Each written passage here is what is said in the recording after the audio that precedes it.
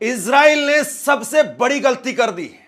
यह सवाल इस वक्त में पूरी दुनिया में पूछा जा रहा है। दोस्तों शुरू का ये वीडियो देखकर आप समझ गए होंगे आज का मेरा ये वीडियो कैसा होने वाला है और कितना धमाकेदार होगा। दोस्तों जैसे कि आप सबको ये बात अच्छे से पता है, इजराइल और ईरान के बीच जंग चल रही है और इस जंग ने बहुत भयानक रूप ले लिया है। आज मैं आपको इस वीडियो में ये बताऊंगा ईरान के हमले से इजराइल को कितना नुकसान हुआ है, ईरान ने किस तरह के हमले इजराइल के ऊपर किए हैं और इजराइल में अब क्या हालात हैं, वो इस वीडियो के अंदर आपको पूरी डिटेल के साथ पता चलने वाला है। दोस्तों इजराइल का बहुत बुरा हाल कर रहा है ईरान। रात भर उसने कल हमले किए हैं, कई सारी मिसाइलें ईरान ने इजराइल के ऊपर दागी हैं। दोस्तों आज आपकी आंखें फट जाएंगी, आपके रोंगटे खड़े हो जाएंगे आज का ये वीडियो देखकर, क्योंकि इस वीडियो में आपको सारी जानकारी मिलने वाली है कि इजराइल के ऊपर कौन सी कयामत आ चुकी है। दोस्तों अभी मैं आपको जो वीडियो दिखाऊंगा उस वीडियो को देखना आपके लिए बहुत ज़रूरी है। मगर दोस्तों ये वीडियो दिखाने से पहले मेरी आपसे गुजारिश है, आज का मेरा ये वीडियो पूरा एंड तक जरूर देखना और अगर आप मेरे चैनल पर नहीं आए हो चैनल को जरूर सब्सक्राइब करना, साथ में इस वीडियो को ज़्यादा लोगों में शेयर ज़रूर करना। चलिए दोस्तों पहले आप ये वीडियो देखिए, फिर आकर मैं आपसे बात करता हूँ कि क्या वाकई इजराइल ने सबसे बड़ी गलती कर दी है। ईरान पूरी तरह से इजराइल पर हावी होता हुआ इस वक्त में नजर आ रहा है और इजराइल के एयर डिफेंस सिस्टम को न केवल तबाह किया है बल्कि एक बार फिर से बीती रात ताबड़तोड़ तरीके से इजराइल पर और इजराइल के सटीक ठिकानों पर मिसाइलें, ताबड़तोड़ मिसाइलें गिरी।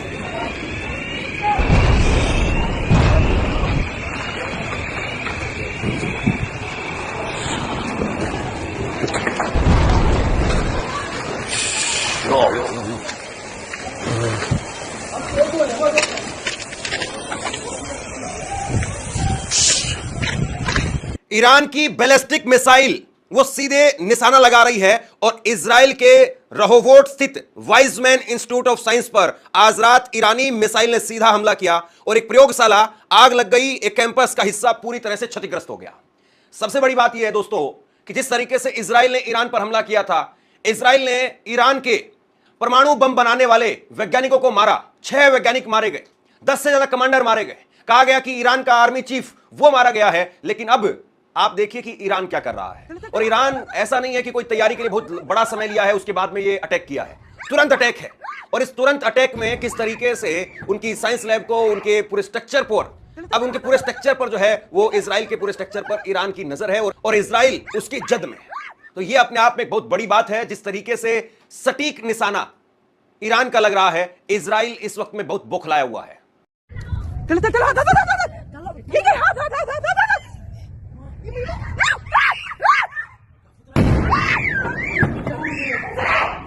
ये तस्वीरें हैं इजराइल के हाइफा बंदरगाह की। हाइफा बंदरगाह पर भी देखिए किस तरीके से ऊपर से बारिश हो रही है, मिसाइलों की बारिश हो रही है। और ये मिसाइल इजराइल पर जो जो लगातार बढ़ती जा रही है, त्यों त्यों इजराइल के तोते उड़ते जा रहे हैं और इजराइल पूरी दुनिया के सामने एक्सपोज होता जा रहा है।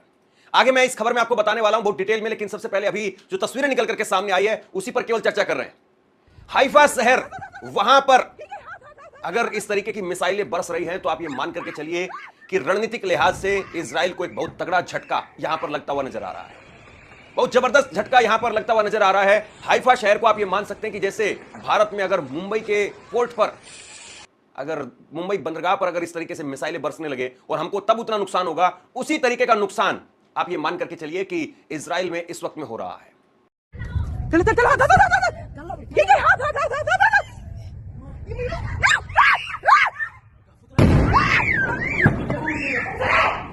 ईरान ने जिस तरीके से अटैक किया है और ईरान की बैलिस्टिक मिसाइल सीधे जो आकर के हमला कर रही है, उसके बाद में निश्चित तौर पर इजराइल के लिए एक अपने आप में बहुत बड़ा यहां पर सवाल खड़ा हो गया है कि कैसे वो अपने आप को बचाएगा। क्योंकि जिस तरीके से हमला हो रहा है, और सबसे बड़ी बात यह है कि कल ही मैंने आपको खबर दिखाई थी कि इजराइल के प्रधानमंत्री बेंजामिन नेतन्याहू, उनके बारे में चर्चा बहुत गर्म है कि वो देश छोड़ करके जा चुके हैं। यह चर्चा बहुत गर्म है। उनके हवाई जहाज को, जो सरकारी हवाई जहाज है जो अमेरिका से खरीदा गया, उनके हवाई जहाज को एयरपोर्ट से निकलते हुए देखा गया है। अब एयरपोर्ट से निकल करके हवाई जहाज कोई ऐसा तो नहीं है कि सब्जी लेने के लिए गया है या दूध बांटने के लिए गया है। और प्रधानमंत्री का हवाई जहाज निकलने का मतलब क्या होता है हम सब जानते हैं। और कोई भी प्रधानमंत्री अपने जहाज को ऐसे ही बाहर नहीं भेजता है। तो क्या वाकई नेतन्याहू इस वक्त में इजराइल में है या नेतन्याहू निकल चुके हैं? खबर तो यहां तक है कि नेतन्याहू ग्रीस में है। अगर ऐसी हालत है या नेतन्याहू सेफ हाउस में चले गए हैं, बंकर में चले गए हैं, तो फिर उसके बाद में तो फिर क्या ही कहा जाए। अभी हाल में अगर बात करें तो बीते कई घंटों से नेतन्याहू की कोई नई तस्वीर नहीं आई है कि वो अपने सैनिकों से मिल रहे हों या किसी मीटिंग का हिस्सा ले रहे हों। ऐसी कोई तस्वीर मैंने नहीं देखी है। आमतौर पर वो ऐसा करते रहे हैं कि जब भी कोई इस प्रकार का हमला होता है तो या तो सैनिकों से मुलाकात करते हैं या फिर वो मीटिंग में हिस्सा लेते हुए विजुअल जो है वो बाहर आते हैं। लेकिन अब की बार ऐसा कुछ भी नहीं हो रहा है। और उसके बाद में जो ये हमला हो रहा है, इसके बाद में तो क्या ही कहा जाए। ऐसा लगता है कि पूरा इजराइल एक तरीके से खंडर में तब्दील करने की ईरान कसम खा चुका है।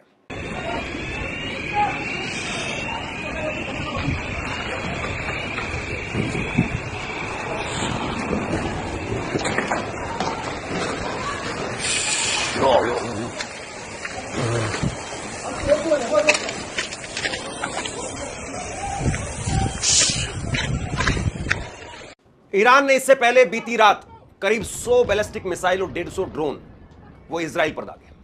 ऐसा नहीं कि इजराइल मार नहीं कर रहा है। कल इजराइल ने तेहरान के अंदर बड़ा नुकसान किया है। और तेहरान में जिस तरीके से कोहराम मचा, इसके बाद में इजराइल ऐसा लग रहा है कि कहीं ना कहीं अपने नागरिकों को संतुष्ट करने की, उनके हौसला अफजाई के लिए तेहरान में लगातार धमाके करके नुकसान पहुंचाने की कोशिश कर रहा है। लेकिन चर्चा इजराइल की नहीं है, चर्चा ईरान की है। ईरान की चर्चा इस बात के लिए है कि ईरान ने जिस तरीके से धमाका किया है, इसके बाद में इजराइल के लिए बहुत मुश्किल खड़ी हो गई है। और इजराइल कैसे अपने आप को यहां से संभालेगा, क्योंकि उसकी पूरी साख इस बात पर टिकी हुई है कि उसका एयर डिफेंस सिस्टम बहुत जबरदस्त है। वो हवा में ही सारी मिसाइलों को मार गिराता है, एक भी मिसाइल जमीन पर नहीं पहुंच पाती है। लेकिन इस बार इजराइल से जो खंडरों की तस्वीर निकल करके सामने आई है, जो चमचमाती बिल्डिंगों के खंडर होने की जो तस्वीर निकल करके सामने आ रही है, उसने केवल इजराइल की उन इमारतों को ही खंडर में तब्दील नहीं किया है, बल्कि इजराइल के इस दावे को भी खंडर में तब्दील कर दिया है कि उसका एयर डिफेंस सिस्टम बहुत मजबूत है। यह दावा भी अपने आप में खंडर में तब्दील हो गया है। नेतन्याहू इसी बात से परेशान है कि अगर उनका एयर डिफेंस सिस्टम वो भी काम नहीं कर रहा, तो सैन्य क्षमता में अगर आप देखें तो इजराइल कहीं नहीं ठहरता है ईरान के मुकाबले।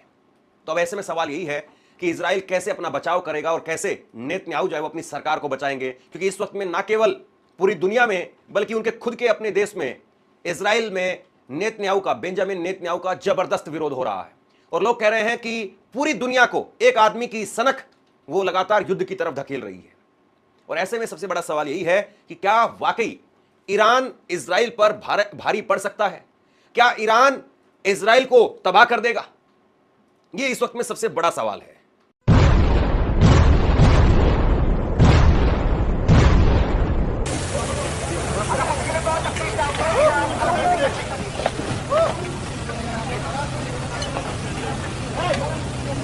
आज ईरान पहले से ज्यादा मजबूत है।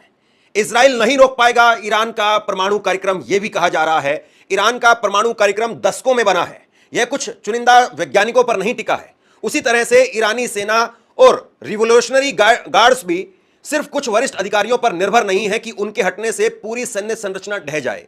प्रमुख अधिकारी जैसे chief of staff Mohammad Bagheri और रिवोल्यूशनरी गार्ड्स के कमांडर हुसैन सलामी मारे गए हैं, लेकिन उनकी जगह लेने के लिए नए नेता पहले से भी तैयार हैं। ये सभी उसी व्यापक तंत्र से निकले हैं जिसने ईरान का परमाणु बुनियादी ढांचा खड़ा किया है। अब दो बातें यहां पर समझने वाली है। यह बात सही है कि ईरान में जबरदस्त नुकसान हुआ है। ईरान आर्मी के chief of staff Mohammad Bagheri वो मारे गए, और दूसरी तरफ जो उनकी रिवोल्यूशनरी गार्ड्स की कोर कमांडर हैं वो भी मारे गए। लेकिन यह सही है कि कोई भी एक बड़ा कमांडर अगर मरता है तो उसके पीछे के अफसर, जो सीनियर अफसर होते हैं, वो तैयार होते हैं उस पोस्ट पर जाने के लिए। ऐसा नहीं है कि कोई एक बड़ा अफसर मारा जाता है, कोई एक बड़ा नेता मारा जाता है तो उसके बाद में पूरा देश सूना हो जाता है। युद्ध में सेनापति कई बार मारे जाते हैं, लेकिन जैसे ही सेनापति मारे जाते हैं उसके बाद में तुरंत दूसरे व्यक्ति को सेनापति नियुक्त कर दिया जाता है।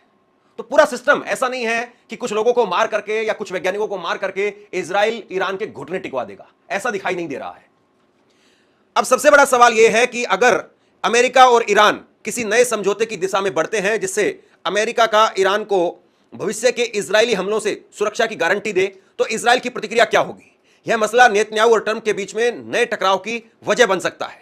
ट्रंप भले ही इस हमले को ईरान को बातचीत की टेबल पर लाने के लिए एक रणनीतिक कदम माने, लेकिन इजराइल का रुख इससे बिल्कुल अलग है। उसका मानना है कि ईरान से कोई समझौता नहीं होना चाहिए, बल्कि ऐसी हकीकत बननी चाहिए कि जिससे कोई समझौता जरूरी ही ना हो, क्योंकि ईरान के पास में परमाणु कार्यक्रम बचे ही नहीं। दो बातें यहां पर और समझने वाली है। एक तरफ जो है वो इजराइल चाहता है कि ईरान के साथ में कोई समझौता ना हो, और इसीलिए जब वार्ता होनी थी, बातचीत होनी थी, और बातचीत होने के ठीक एक दिन पहले इजराइल की तरफ से ईरान पर हमला कर दिया गया, क्योंकि वो चाहता ही नहीं है कि कोई बातचीत हो और उसके बाद में ईरान अपने परमाणु हथियार बनाते रहे। और जैसे ही वार्ता की बात आई, जैसे ही वार्ता का दिन आया, इजराइल की तरफ से उठा करके एक बड़ा हमला किया गया, जिसमें कई परमाणु साइंटिस्ट और कमांडर्स जो है मारे गए। दूसरी तरफ अमेरिका चाहता है, अमेरिका ये कोशिश में लगातार लगा हुआ है, डोनाल्ड ट्रंप इस बात में लगातार लगे हुए हैं कि कहीं ना कहीं किसी न किसी तरीके से इन दोनों देशों के बीच में एक समझौता करवा दिया जाए और अपनी साख जो है उसमें बढ़ाई जाए। लेकिन इजराइल इस बात को बिल्कुल नहीं चाहता, और इजराइल इस बात में ट्रंप से भी फिर खफा हो सकता है, यह भी कहा जा रहा है। अब तक ईरान की जवाबी कार्रवाई ड्रोन हमलों तक सीमित रही है। उसने इराक की शिया मिलिशियाओं या लेबनान के हिजबुल्लाह को अमेरिका या अरब देशों पर हमला करने के लिए नहीं उकसाया। शायद यह संकेत है कि वह इस टकराव को फिलहाल केवल इजराइल और ईरान के बीच में ही रखना चाहता है, लेकिन अगर हमले बढ़ते हैं या शासन के भीतर अस्थिरता पैदा होती है तो तस्वीर बदल सकती है। इजराइल बहुत कोशिश कर रहा है कि वो सीधे ईरान पर ही अटैक करे, और ईरान पर अटैक करके वहीं पर जो है वो चीजों को तितर बितर कर दे और बाकी पार्टनर्स को इसमें इन्वॉल्व ना होने दे। ये इजराइल की कोशिश है। लेकिन ईरान भी इस वक्त में कम नहीं है, और ईरान जिस तरीके से जवाब दे रहा है, ईरान के जो जवाबी हमले इस वक्त में निकल करके सामने आ रहे हैं, वो बता रहे हैं कि ईरान को कम आंकना वो इजराइल की सबसे बड़ी भूल साबित होगी। इजराइल भी अब तक ऐसे कदम उठा रहा है जो अमेरिका को सीधे युद्ध में न घसीटे। अभी के हमले सिर्फ सैन्य और परमाणु प्रतिष्ठानों पर केंद्रित हैं, नागरिक ढांचों को छोड़ दिया गया है, लेकिन ईरान के भीतर जनता में असंतोष न फैले। इसी तरह इजराइल की नीति अब सिर्फ सैन्य कमांडर्स को निशाना बनाने की रही है, न कि शासन के वरिष्ठ पदाधिकारी। दोस्तों देखा आपने ये वीडियो, मुझको पूरी उम्मीद है ये वीडियो देखकर आपको ईरान और इजराइल की जंग के बारे में पूरी डिटेल के साथ पता चल चुका होगा। दोस्तों आपकी क्या राय है इस वीडियो के बारे में, जो कमेंट बॉक्स में आकर कमेंट करके ज़रूर बताना। दोस्तों आज की वीडियो में बस इतना ही, मैं फिर मिलूंगा ऐसे ही दूसरी वीडियो के साथ, तब तक के लिए खुदा हाफिज़।